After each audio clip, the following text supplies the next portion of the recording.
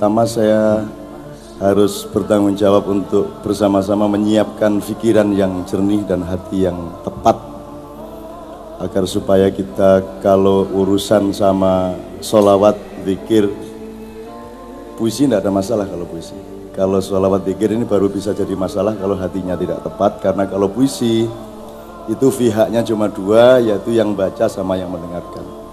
Kalau lagu KDI, lagu pop, itu cuma pihaknya cuma yang nyanyi sama yang mendengarkan, yang tampil sama yang nonton, sama yang nonton.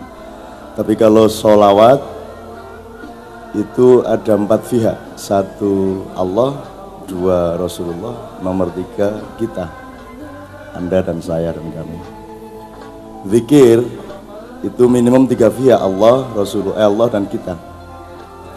Nah, jadi daripada kita dimarahin Allah karena tidak benar-benar menghadirkan Allah di sini, mending tidak usah zikir gitu loh. Jadi mending jadi orang kafir daripada jadi orang munafik. Mending tidak mengawini wanita daripada dikawini tapi disiksa terus dan dibohongi terus kan. Mending tidak kawin. Jadi 1 orang munafik padanannya 100 orang kafir. Jadi kita lebih baik menghadapi 100 orang kafir daripada 1 orang munafik. Oleh karena itu perkenankan menit-menit pertama ini teman-teman Kiai Kanjeng saya minta untuk tidak usah menyentuh alat musik, karena kalau kita berzikir itu bukan tontonan. Berzikir itu adalah Allah bersama dan kita. Dan ini ada logika seperti ini, saya mohon maaf, ini misalkan Pak Erwin atau Pak Yudi. Pak Yudi itu bilang sama Bu Yudi I love you. Pak Erwin bilang sama Bu Erwin I love you. Saya mengkonfirmasikan kepada Anda semua, kata-kata I love you ini berlakunya di mana saja dan kapan saja. Ketika beliau di kantor masih berlaku enggak I love you-nya? Masih. Ketika Pak Erwin umroh masih berlaku I love you-nya. Ketika tawaf Pak Erwin itu yang nomor 1 Allah atau Ibu? Ini soal cara berpikir. Allah bukan pesaingnya istri, Allah bukan kompetitornya siapa-siapa. Cinta kita kepada istri itu berada di dalam cinta kita kepada Allah, sehingga dia inherent satu sama lain. Yang saya tanyakan, kalau ketika Pak Erwin atau Pak Yudi itu ada di kantor, pas di jalan, itu terus I love you-nya tidak berlaku lagi, misalnya 2 menit, 3 menit, atau apalagi sampai selingkuh, itu upamanya. Kalau I love you-nya nggak berlaku lagi, itu namanya apa, Bu? Jadi saya cinta Novia, tapi ketika saya acara di mana, terus saya hilang Novia dari pikiran saya, hati saya, sehingga dia tidak menjadi pertimbangan utama hidup saya lagi, tidak menjadi pertimbangan utama dari kalimat-kalimat saya dan keputusan saya. Kalau itu terjadi berarti saya apa, Bu? Khianat. Kalau bahasa umumnya sekarang selingkuh. Nah sekarang saya tanya, ini hanya antar suami istri. Sekarang kalau antara Allah dengan manusia, Allah dengan hambanya, ini untuk paralel ini ilmunya adalah bahwa ada 4 macam persuami istrian di dalam kehidupan. Yang pertama laki perempuan, yang kedua wali kota dan rakyatnya. Itu wali kota adalah suami, rakyatnya adalah istri. Jadi kalau si suami yang wali kota ini menyuruh rakyat Banjarmasin bayar pajak, itu baru boleh nyuruh bayar pajak kalau fasilitas umum di Banjarmasin sudah beres semua, kan begitu. Upamanya, ini logikanya Pak. Begitulah Allah nyuruh sholat, Allah nyuruh puasa, itu dengan bertanggung jawab dulu untuk menyejahterakan.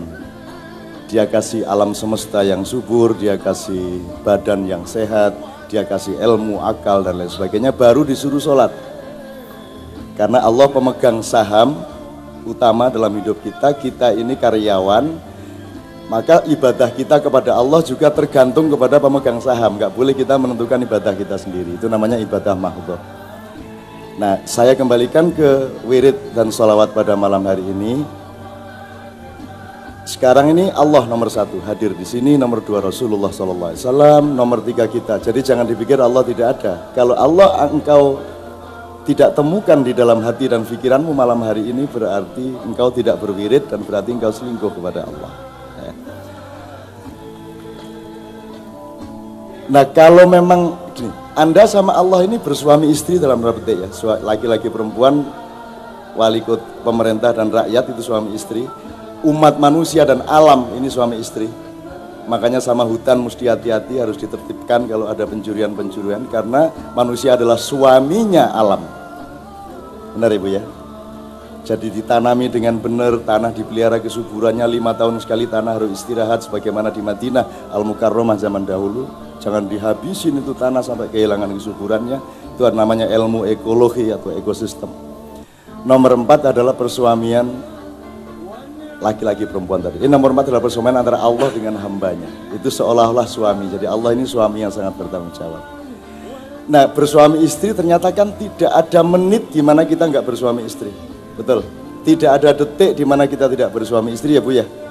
Tidak ada tempat di mana kita bebas dari istri kita dan suami kita. Dan tidak ada perilaku dari kita di mana suami kita hilang atau istri kita hilang dari konteks perilaku itu. Maka saya tanya, kalau begitu ada acara yang bukan sholawat dan zikir. Emang boleh kita melakukan sesuatu di suatu tempat di mana Allah tidak ada dan Muhammad tidak ada? Kalau kita misalnya mengadakan acara dangdut dan situ kita anggap Allah tidak ada, Rasulullah tidak ada, namanya apa? Namanya apa tadi? Selingkuh. Jadi emang ada pekerjaan, kehadiran, tidur, bangun di mana Allah tidak ada. Kita bersuami istri dengan Allah kapan saja, di mana saja, siang, malam, pagi, sore, sehingga acara ini tidak acara khusus, karena acara apapun di situ ada Allah, di situ ada Rasulullah bagi orang Islam. Lagu apapun, jadi nggak ada lagu religi dan nggak ada album religi terus album umum. Ini kalau saya perpanjang nanti sampai ke soal departemen, sampai soal kabinet dan seterusnya. Tapi intinya Bu, mari kita mohon maaf kepada Allah SWT agar kita tidak dicatat sebagai peselingkuhnya Allah. Dan malam hari ini pertama-tama jangan dengar musik dulu, karena wirid, zikir, sholawat, lagu atau puisi itu ada makomnya masing-masing. Kalau baca puisi atau bermain musik jangan di dalam masjid. Di dalam masjid kita berzikir, tapi nanti kalau sudah sholawatan pakai terbang kayak di Martapura, itu bagusnya juga di dalam tidak ada masalah, tapi dia sudah campur budaya sehingga dia cocoknya di beranda masjid. Nah kalau sudah main band harus di luar masjid. Jadi makanya ibadah mahdhah jangan dicampuri dengan alat musik. Jadi jangan orang sholat dikendangi gitu, dikasih terus adzan dikasih keyboard gitu supaya lebih indah. Ngaji tadi terus diiringi dengan biola gitu, tidak boleh. Ibadah mahdhah tidak dicampuri apa-apa. Di luar itu dalam Al-Quran prosentase perintah Allah yang menyangkut ibadah mahdhah ada 3,5%. Sisanya 96,5% untuk ibadah muamalah. Bikin PAN sehingga jadi wali kota, bikin P3 sehingga jadi gubernur, bikin PKB sehingga jadi wakil gubernur. Nah itu ibadah muamalah, bukan ibadah mahdhah. Nah kita harus bisa memilah antara ibadah mahdhah dengan ibadah muamalah. Oke, oleh karena itu yang pertama sekali Ibu-ibu sekalian, mari kita nikmati dan kita syukuri kehadiran Allah Subhanahu wa taala. Dan di Kalimantan Selatan ini ada orang besar, orang yang terbesar di dunia di bidangnya, yang saya tidak menemukan warung atau rumah di Kalimantan Selatan tanpa ada gambar beliau. Siapakah gerangan? Siapa gerangan beliau?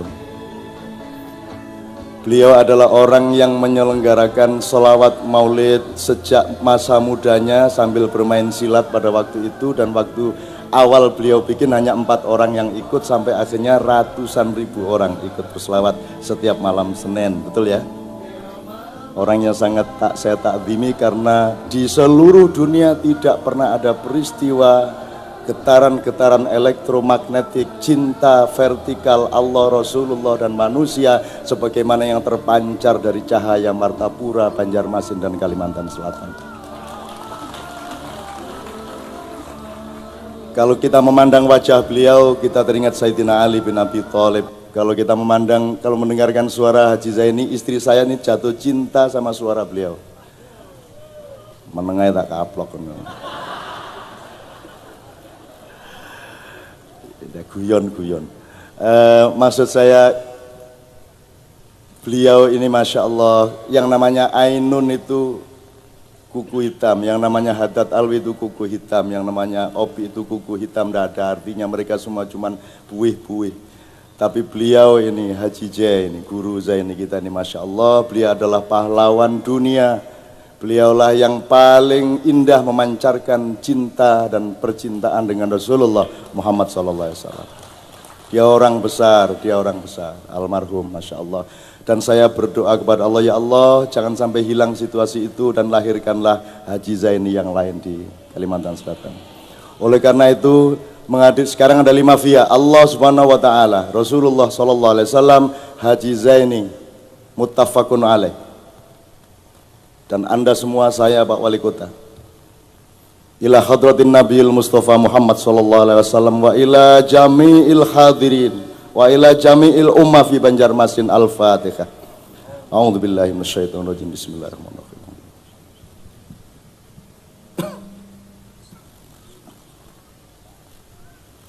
Amin ya rabbal alamin. Laqad ja'akum rasulun min anfusikum azizun 'alaihi ma anittum harithun 'alaikum bil mu'minina raufur rahim. Fa in tawallaw faqul hasbiyallahu la ilaha illa huwa 'alaihi tawakkaltu wa huwa rabbul 'arsyil 'azim. Innallaha wa malaikatahu yusholluna 'alan nabi. Ya ayyuhalladzina amanu shallu 'alaihi wa sallimu taslima. Allahumma shalli wa sallim asyrafas salati wa taslim.